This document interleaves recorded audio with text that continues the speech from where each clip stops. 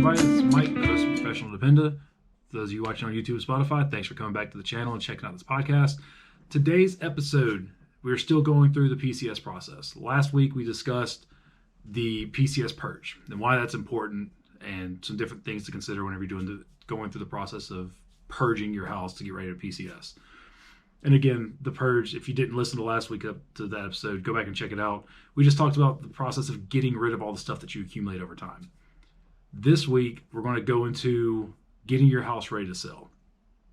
So if you bought your house, or even if you rented it and you need to fix some things before you move, because kids, right? I mean, stuff happens. You nick walls, you hang stuff up and you need to patch holes. Stuff happens. If you have pets, maybe your cat messed up the carpet or your dog chewed up a door. Stuff happens, right? So what you want to keep in mind when it comes time to get ready to fix stuff in your house, are you going to DIY it? Are you going to figure out how to do it yourself? Maybe you're super handy and you know how to do a bunch of stuff already. And if you do, that's awesome. Or do you need to outsource all of it? Now, if you let's say you live on base housing, we all know, we've all heard horror stories about, base housing either not fixing it right, not fixing it at all, or telling you it was fixed and you get charged for it later. So you really need to be careful about how you fix stuff up, because especially if you are renting, you want to make sure you get your deposit back. I can't speak for living on base. I've never lived on base, so I don't know about any of that stuff. I mean, I don't know about if there's, I don't think you have a deposit to get on base. I think they just take it out of your BAH. So I really don't know. So anything I'm about to tell you is not going to be pertinent to living on base because I've never lived on base.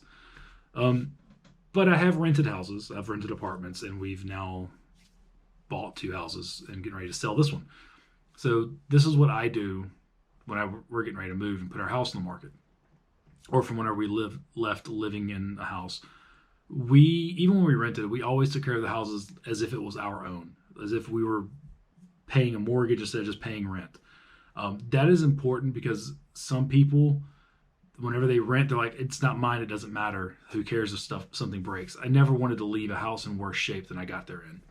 When we lived in Alaska, we painted a room. I think we painted 2 rooms actually, because they were like this weird, like Tennessee, like Texas Longhorn burnt orange or something. I don't know. It was really weird. My daughter didn't like it, and so we asked them if we could paint. So yeah, they let us paint. Our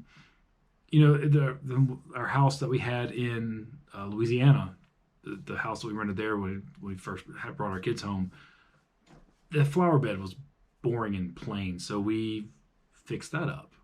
We made little improvements. We painted 1 room in that house for sure. No, we painted 2 rooms, painted both the girls' rooms. So we just try to make little improvements over time. And then whenever we leave, we go through, and I like to hang stuff on the wall with a nail. I don't trust those 3M strips. So what I do, once I take everything down, I go through and you get some spackle and a trowel, and you just fill the holes in. And then you get some touch-up paint, and you go over it with some touch-up paint. No big deal. Some bigger things that may seem intimidating, but they're not: patching drywall. Patching drywall is actually not super hard. It's like for example, in the house we're in now, my kid ripped the towel bar out of the wall. Don't ask me how. I have no idea. Probably because she was yanking down her towel instead of just pulling it off. I don't know. I wasn't there. But I have to patch a little hole in the drywall. It's not that difficult. It's super easy. You can look it up on YouTube.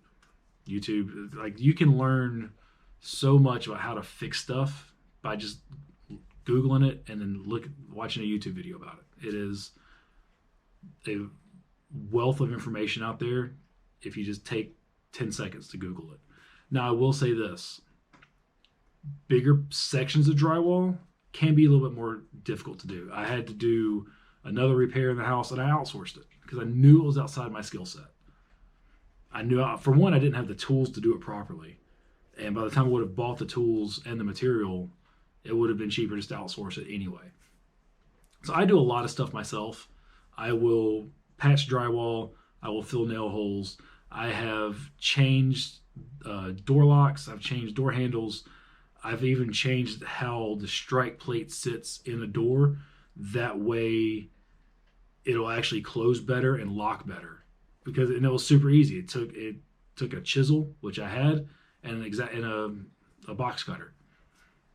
Just changed the wood. It just wasn't fitting right with the way the wood was, so I just changed it a little bit. No big deal. Fixed it. Sprinkler heads. Our yard has in-ground irrigation. This is the first yard I've ever had that had in-ground irrigation. It never fails. Every time we turn them on, there's like 3 broken sprinkler heads. Meaning the first time, every time for the first time for the year that we turn them on, there's like 3 broken sprinkler heads. I don't know if they get driven over in the off season, I guess. I don't know. We tend to camp a lot in the fall when you're not really using the sprinklers, so I don't know if the camper runs over it or what, but last year there was one that was broken. It was in the middle of the yard. I know I didn't drive over it. I don't drive in my grass in the middle of the yard, at least. So, and that stuff is like, it seems like that would be super intimidating, like you're messing with water lines, but it was actually super easy because there's no water running through the line unless it's turned on, and it ended up just being, all you got to do is dig it down a little bit, unscrew it, and screw the new one on, and then just adjust it. So you could outsource that if you wanted to, but that's like a $4 part, and they're going to charge you at least $100 to come to your house. So now I will say this also: when you're making the decision whether to do it yourself or to outsource it, think about how much time it's going to take for a professional versus you. For me, I know if I watch a video and they're like, oh, this should take about 20 minutes to do, in my head, I'm doubling it. I'm like, okay, well, it took them 20. It's probably going to take me 40 minutes to an hour. With that said, if you're on YouTube, you can go back and watch the video of how I played limbo with the bridge and knocked off the air conditioner on our camper.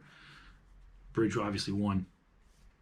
And we ordered a new one and probably saved $500 by installing it myself versus paying Camping World to do it or somebody else to do it. Of course, that cost us $1,100 by breaking it, but that's neither here nor there. So I watched the video on that, and they were saying it took them like an hour. So in my head, I'm like, okay, this is going to take a while. Seriously, it was a 20-minute job. It took longer to pick up the pieces out of the grass from throwing the old air conditioner off the roof than it took to actually get it installed, because it was 4 bolts. But again, watched the YouTube video, saw how they did it, watched another couple ones, and I was like, if they can do it, I can do it. I'm pretty confident in my abilities to do certain things, and that was 4 bolts. However, there was something else we had to do in the house, and it was dealing with the floor. And there was another thing. It was like, I don't know if y'all can hear or see my dog back here going crazy. But there was some flooring, and then there's some stuff with some baseboards, and I don't have a nail gun to use those little finish nailers, and I really didn't want to do it by hand. So because there were like 3 or 4 things that needed to get done, I outsourced that. And it took that guy maybe an hour to do all of it. And it would have been an 8-hour job with 3 trips to the hardware store for me. Just because there was so many different things. I doubt I would have gotten the right thing the first time, because it was drywall, it was baseboard, there was a little transfer strip between the tile and the vinyl flooring that he had to do. He was awesome. He did it seriously. He had to come back over the course of 2 days because he once he put the drywall up, he mudded it and sanded it and had to wait on all that stuff to dry so he'd come back and paint it. So anyway, so consider time. There's only so much time in the day, right? And even me as a stay-at-home dad, if it's going to take him an hour and it's going to take me 8, makes a whole lot more sense to outsource it, right? Because why waste my entire day when there's other things that I need to do when somebody else can do it in a quarter of the time or better? I actually probably going to use them again, because we have some screens that my dog tore up on the outside for our screened-in porch, and I know how to replace screen. I can replace screens on windows. I can replace screens on the doors, but this is like a really big section. This is like a 5x6 or 5x7 section of screen that I really just don't want to do myself. I don't. And I'm probably going to go ahead and have them do the screens on the door and the other window, because animals. but I just don't want to do it myself. And if they're already going to be here doing it, why not just go ahead and have them do the rest of it? And there's another baseboard that we have to replace. So just going to get them to do all of it. They'll probably knock it out in a day, as opposed to me taking forever to do it. But don't be afraid to do stuff yourself. Patching drywall is not that difficult. Filling nail holes, not that difficult. But just make sure you're comfortable with what you're doing, and don't be afraid to try something that's a little bit outside your comfort zone. Because, you never know what you're capable of until you try it, right?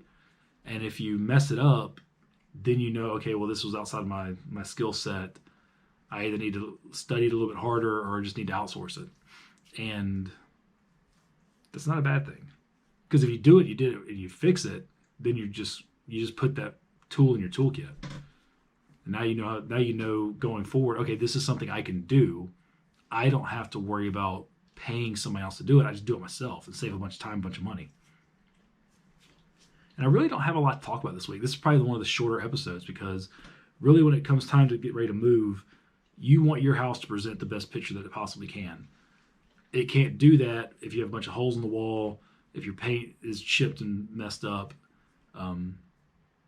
if stuff doesn't work.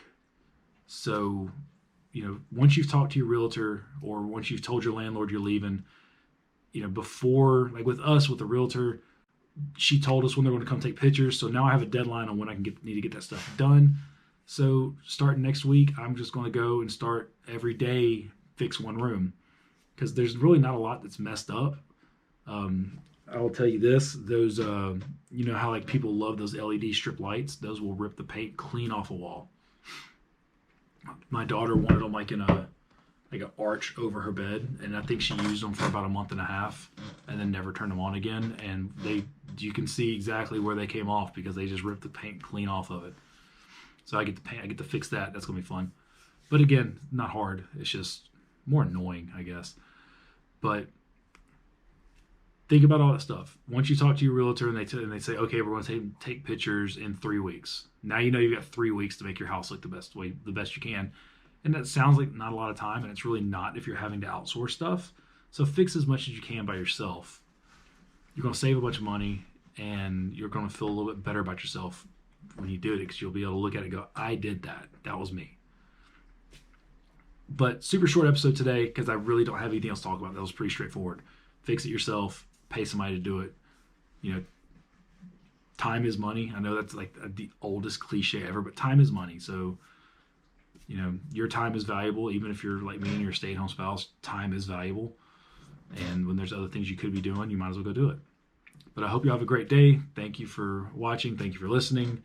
And we'll talk to you next week. Cheers.